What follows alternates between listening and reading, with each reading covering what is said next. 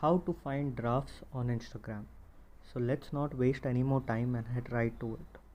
So first we click on Instagram and come on the home page. Then we swipe left. First we'll save a draft so that we can find it later. Then we click on photos or posts. Once you click on post, you select a post. Click on next, you select a filter, or if you don't choose to, that's okay.